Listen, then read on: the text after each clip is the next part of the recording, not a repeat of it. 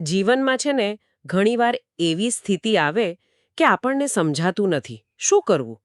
ભગવાનનું નામ લેવું કે પછી આપણી જે દુનિયાદારી છે, જવાબદારીઓ છે એ નિભાવવી. સાચો રસ્તો કયો? હા, આ પ્રશ્ન લગભગ બધાને જ થતો હોય છે. અને પાછું આજકાલ તો એટલી બધી માહિતી છે, એટલા ઉપદેશો છે કે સાચું શું એ સમજવું પણ અઘરું થઈ ગયું છે. બરાબર. એટલે જ આજે આપણે એક ખાસ સત્સંગ પર થોડી ઊંડી વાત કરવાના છીએ. હમ ગુજરાતીટીવી.com પર સેવક માધવ જસાપારાએ શ્રી પ્રેમાનંદજી મહારાજનો એક સત્સંગ પ્રસંગ જે 16 સપ્ટેમ્બર 2025નો છે એ બહુ સરસ રીતે રજૂ કર્યો છે. હા, મેં પણ એ જોયું છે. મહારાજજીએ એમાં જીવનના ઘણા મહત્વના પાસાઓ પર પ્રકાશ પાડ્યો છે. ચોક્કસ. તો આજની આપણી આ ચર્ચાનો હેતુ એ જ છે કે સેવક માધવ જસાપારાએ જે રીતે એ પ્રવચનનું સાર આપ્યો છે એમાંથી આપણે મુખ્ય વાતો તારવીએ. શેના વિશે?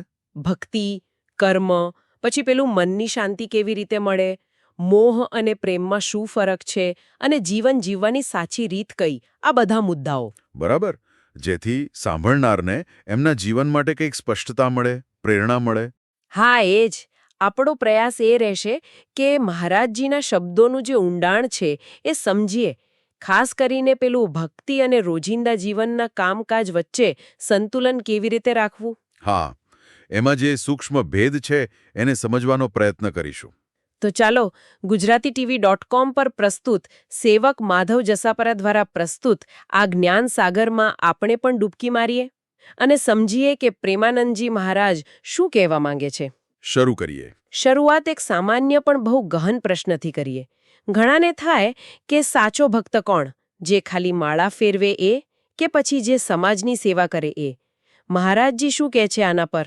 મહારાજજી આમાં છે ને બહુ જ સ્પષ્ટ અને વ્યવહારુ વાત કરે છે. હમ એ કહે છે કે સાચો ભક્ત એ જે બંને કરે, એટલે કે ભગવાનનું નામ પણ લે, સ્મરણ કરે અને સાથે સાથે પોતાની જે જવાબદારી છે, સેવા છે એ પણ નિભાવે.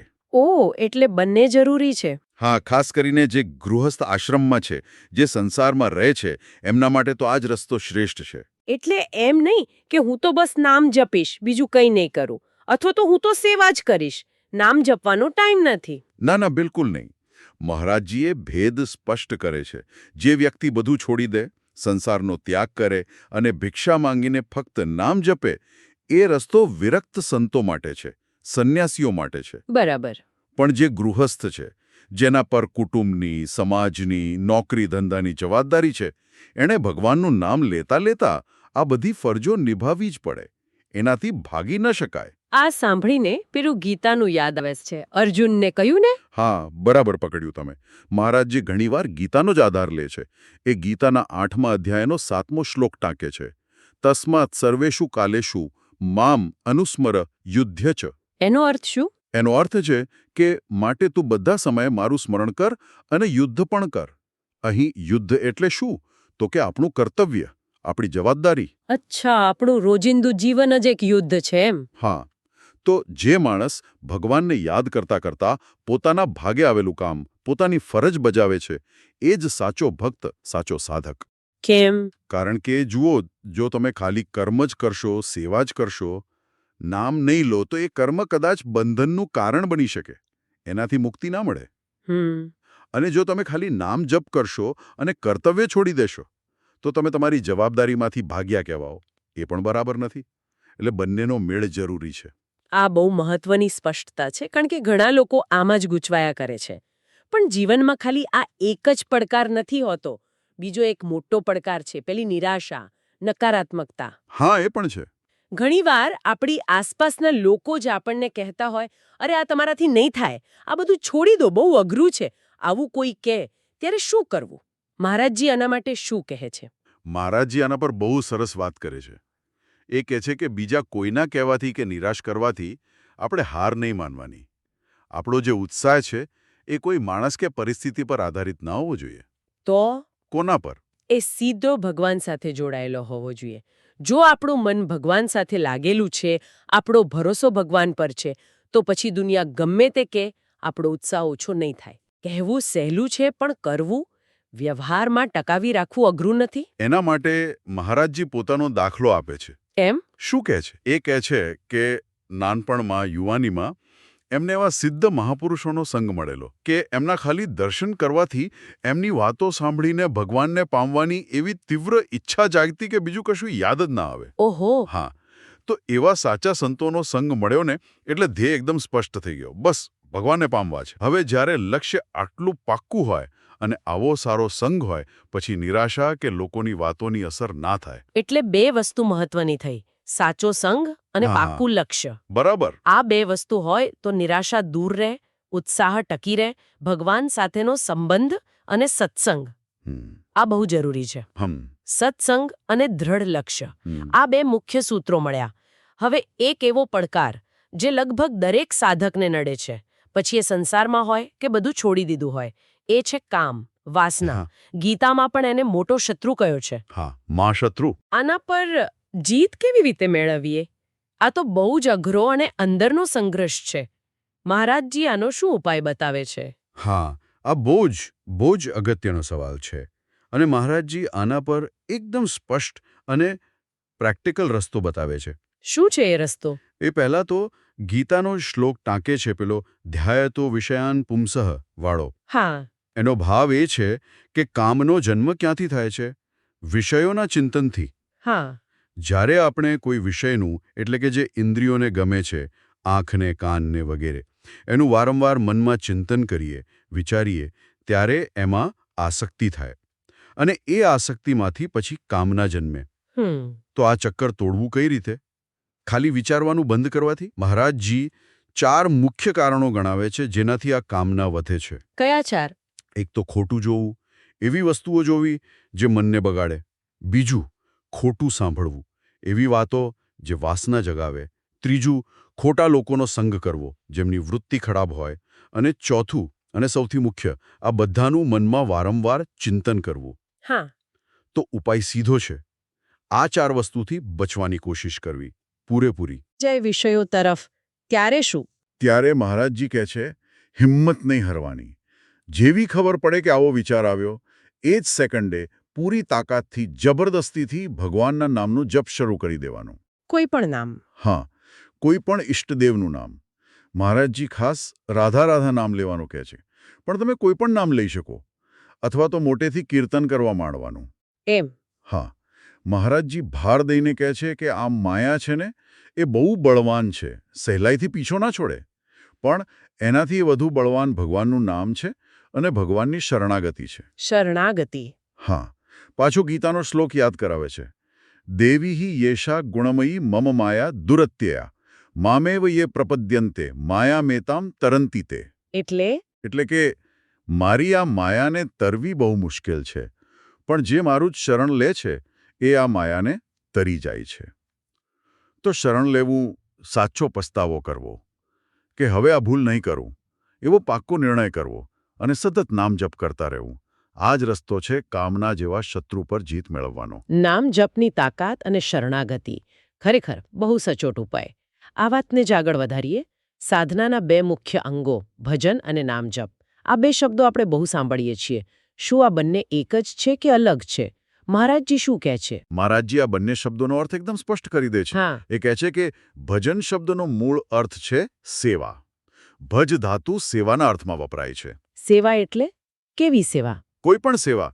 ઠાકોરજીની સેવા હોય, ગુરુની સેવા, મા બાપની સેવા, સમાજની સેવા, ગરીબ દુઃખીની સેવા, પોતાના પરિવારની સેવા. આ બધું ભજન જ કહેવાય. અચ્છા. અને જપ? જપ એટલે નામનું સ્મરણ કરવું, નામનું ચિંતન કરવું, મનમાં કે મોટેથી ભગવાનનું નામ લેવું, મંત્રનો જાપ કરવો. એટલે એક ક્રિયા શરીરથી થાય છે, સેવા, અને બીજી જપ એ મનથી થાય છે, એમ. હા, મોટે ભાગે એમ કહી શકાય.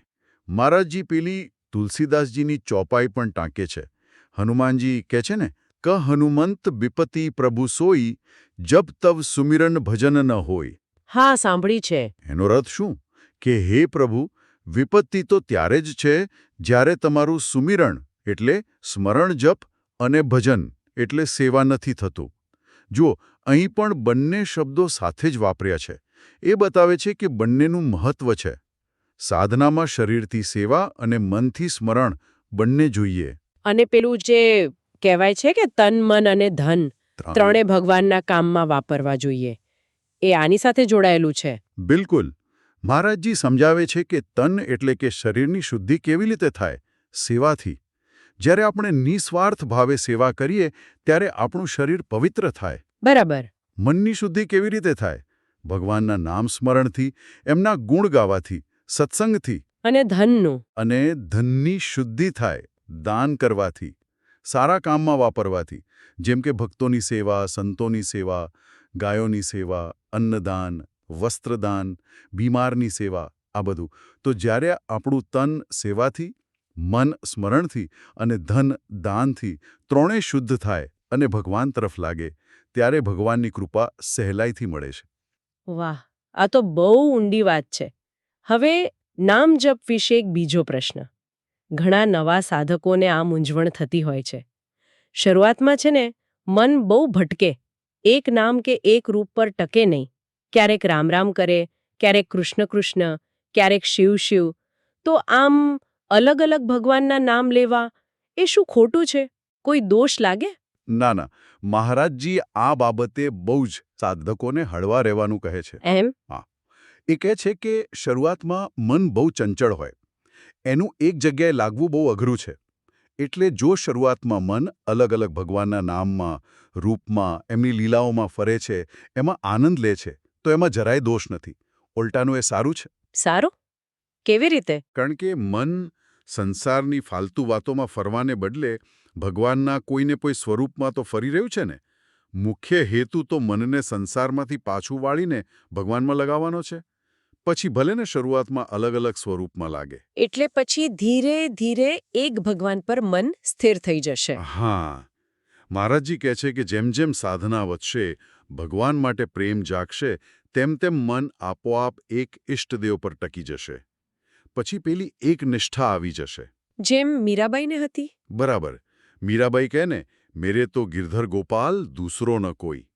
કે પછી તુલસીદાસજી કહે, એક ભરોસો, એક બલ, એક આસ વિશ્વાસ. આવી એકનિષ્ઠા પ્રેમ જ્યારે પાકો થાય ત્યારે આવે. પણ જ્યાં સુધી એ ના આવે ત્યાં સુધી મનને જે નામ ગમે, જે રૂપ ગમે એમાં લગાડી રાખવું. ચિંતા કરવાની જરૂર નથી. આ સાંભળીને ઘણાને રાહત થશે. હવે એક બીજો સૂક્ષ્મ પણ બહુ અગત્યનો પ્રશ્ન. અહંકાર. જ્યારે કોઈ સાધક એમ ઈચ્છે કે મારો અહંકાર જતો રહે, હું અહંકાર વગરનો થઈ જાઉં, તો આ ઈચ્છા પોતે જ એક જાતનો અહંકાર નથી? કે હું અહંકાર રહિત થવા માંગુ છું? આ બહુ ઊંડો સવાલ છે અને મહારાજજી આનો બહુ સુંદર જવાબ આપે છે. શું કે છે?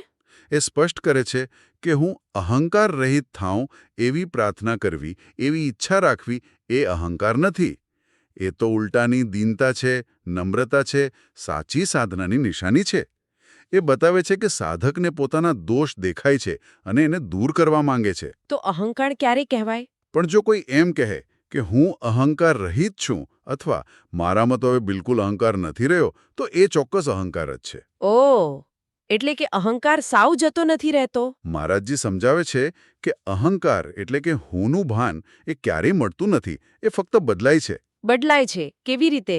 જ્યાં સુધી હુંની સાથે આપણું શરીર, આપણો હોદ્દો, આપણી સુંદરતા, આપણો ગુસ્સો આ બધું જોડાયેલું છે, હું ડૉક્ટર છું, હું ગુસ્સાવાળો છું, ત્યાં સુધી એ અહંકાર આપણને બાંધે છે. હા. પણ જ્યારે આ હુંનો સંબંધ ભગવાન સાથે જોડાય અને એમાં દાસભાવ આવે કે હું ભગવાનનો દાસ છું, હું રાધાજીનો સેવક છું, હું સેવક રઘુપતિ પતિ મોરે, ત્યારે એ જ હું પવિત્ર બની જાય છે અને એ મુક્તિ અપાવનાર બને છે. અચ્છા. એટલે ધ્યેય અહંકારને મિટાવવાનો નથી, પણ એને શુદ્ધ કરીને એનો સંબંધ ભગવાન સાથે જોડવાનો છે. આ ભેદ સમજવા જેવો છે, અહંકારને શુદ્ધ કરવો. હવે આપણે ચર્ચાના એક બહુ જ મહત્વના વિષય પર આવીએ. કદાચ સૌથી વધુ ચર્ચાતો વિષય, પ્રેમ. હા, પ્રેમ. દુનિયામાં આપણે જેને પ્રેમ કહીએ છીએ અને આધ્યાત્મિક રસ્તા પર જે પ્રેમની વાત થાય છે, એ બંનેમાં શું ફરક છે? મોહ અને સાચા પ્રેમ વચ્ચે શું ભેદ છે? આ સવાલ તો આજના જમાનામાં બહુ જ રેલેવન્ટ છે. કારણ કે પ્રેમ શબ્દોનો ઉપયોગ એટલો બધો થાય છે અને ઘણીવાર ખોટી રીતે થાય છે. હા, એ ખરું. મહારાજજી બહુ ચોખ્ખી રીતે સમજાવે છે કે સંસારમાં આપણે જેને પ્રેમ કહીએ છીએ ને, એ મોટાભાગે શું હોય છે? કાં તો મોહ હોય, કાં કામ હોય, કાં રાગ એટલે કે આસક્તિ હોય, અથવા તો સ્વાર્થ હોય. એટલે એટલે કે એવો ભાવ જે મોટેભાગે શરીર પર આધાર રાખતો હોય, મને તારું શરીર ગમે છે, અથવા પોતાની ઈચ્છા પૂરી કરવા માટે હોય, તું મને સુખ આપે છે એટલે હું તને પ્રેમ કરું છું, તું મારી વાત માને છે એટલે સારું. આમાં અપેક્ષાઓ હોય, અને જો અપેક્ષા પૂરી ના થાય તો એ જ ભાવ નફરતમાં પણ બદલાઈ જાય. હા, એવું બને છે. તો પછી સાચો પ્રેમ, જેને મહારાજજી પ્રેમ કહે છે, એ કેવો હોય? સાચો આધ્યાત્મિક પ્રેમ, જેને મહારાજજી પ્રેમ જ કહે છે, એ ભગવાનના ભાવથી જન્મે છે. એમાં કોઈ કામના, કોઈ સ્વાર્થ હોય જ નહીં. બિલકુલ નિષ્કામ. નિષ્કામ. હા, એમાં પોતાને શું મળશે એનો વિચાર જ ના હોય. બસ સામેવાળાના સુખનો જ વિચાર હોય. પ્રિય પાત્ર, એ ભગવાન હોય, ગુરુ હોય કે પછી કોઈ પણ જીવ હોય, એના સુખમાં જ આપણું સુખ. અને આ પ્રેમ ક્યારેય ઘટે નહીં, ઉલટો વધતો જ જાય. પછી ભલે સામેથી ગમે તેવું વર્તન મળે. પણ આવો પ્રેમ કરવો કેવી રીતે? આ ત્યારે જ શક્ય બને જ્યારે આપણી જોવાની દ્રષ્ટિ બદલાય, જ્યારે આપણે દરેક જીવમાં ભગવાનને જોઈએ. મહારાજજી પેલી રામાયણની ચોપાઈ ટાંકે છે ને, સિય રામમય સબ જગ જાની, કરું પ્રણામ જોરી જુગ પાની. હા. કે આખું જગત સીતારામમય છે એવું જાણીને હું હાથ જોડીને પ્રણામ કરું છું. જો આવી દ્રષ્ટિ કેળવાય તો પછી સંસારમાં રહીને પણ આપણા સંબંધો નિભાવતા પણ શુદ્ધ પ્રેમ કરી શકાય. મસ્ત. ત્યારે એ સંબંધો મોહ મટીને સેવા બની જાય, કર્તવ્ય બની જાય, પ્રેમ બની જાય. દ્રષ્ટિ બદલાય એટલે બધું બદલાઈ જાય. મોહમાંથી પ્રેમ તરફની આખી યાત્રા. આ સમજ તો ખરેખર જીવન બદલી નાખે.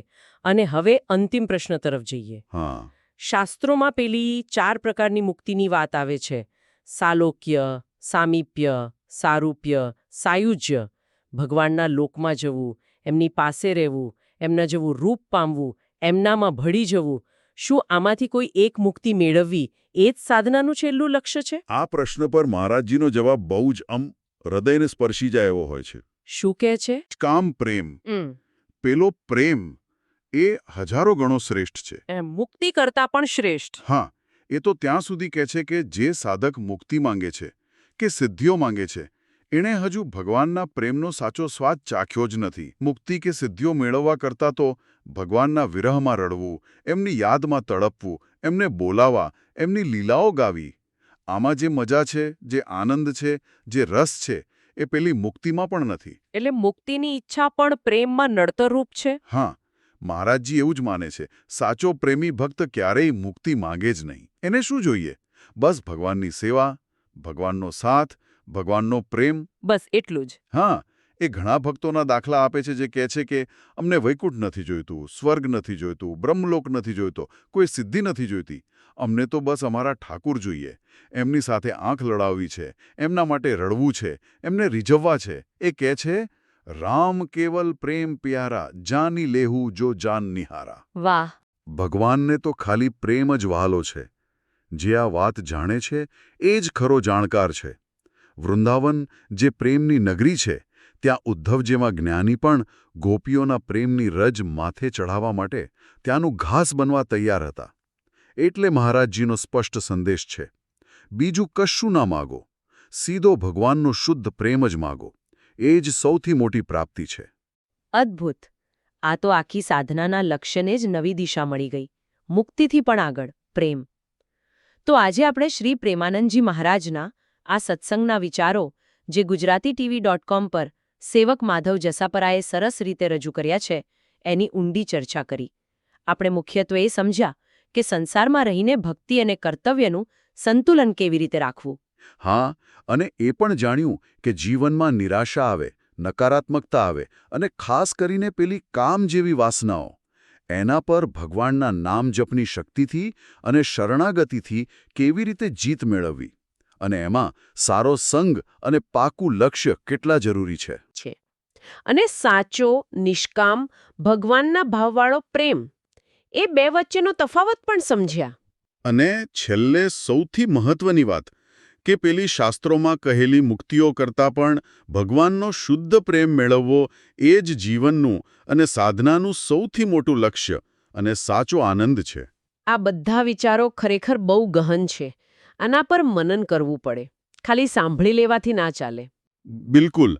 આને જીવનમાં ઉતારવાનો પ્રયત્ન કરવો જોઈએ. આપણે રોજ જે કામ કરીએ છીએ, સંબંધો નિભાવીએ છીએ, નોકરી ધંધો કરીએ છીએ, નાના મોટા પડકારો આવે છે, એ બધાની વચ્ચે જો આ દૃષ્ટિ રાખીએ, કર્તવ્ય સાથે સ્મરણ, મોહને બદલે પ્રેમ, પરિસ્થિતિ ગમે તેવી હોય પણ મન સ્થિર, તો ચોક્કસ જીવનમાં એક નવી શાંતિ મળે, સ્પષ્ટતા આવે, સાચી દિશા મળે. હા, આપણા કામ અને આપણી ભક્તિ બંને સાથે ચાલી શકે છે. બહુ સુંદર રીતે ચાલી શકે છે. અને અંતે સાંભળનારાઓ માટે એક વિચારવા જેવો મુદ્દો મૂકીને જઈએ. આપણે બધા જાણીએ છીએ કે શ્રી પ્રેમાનંદજી મહારાજ પોતે શારીરિક રીતે કેટલા કષ્ટમાં છે. કિડનીની તકલીફ છે, ડાયાલિસિસ ચાલે છે. હા, ઘણું કષ્ટ છે. તેમ છતાં એમના ચહેરા પર જુઓ, એમની વાણી સાંભળો, જે આનંદ દેખાય છે, જે શાંતિ દેખાય છે, જે કૃપા વર્તાય છે, એ આપણને શું શીખવે છે? બહારની પરિસ્થિતિ ગમે તેટલી ખરાબ હોય, એનાથી ઉપર ઉઠીને અંદરનો આનંદ, સંતોષ અને ભગવાનની કૃપાનો અનુભવ સ્થિર રહીને કેવી રીતે કરી શકાય? આ વિશે મહારાજજીનું જીવન પોતે જ એક મોટો સંદેશ નથી? આ ખરેખર વિચારવા એવો મુદ્દો છે. એમનું જીવન જ એ વાતનો પુરાવો છે કે સાચો આનંદ અને શાંતિ બહારની વસ્તુઓ પર આધાર નથી રાખતા. એ તો આપણી અંદરની સ્થિતિ, આપણી સમજ અને ભગવાન સાથેના આપણા સંબંધ પર જ આધાર રાખે છે. કદાચ આ જ એમના બધા ઉપદેશોનો સૌથી મોટો સાર છે.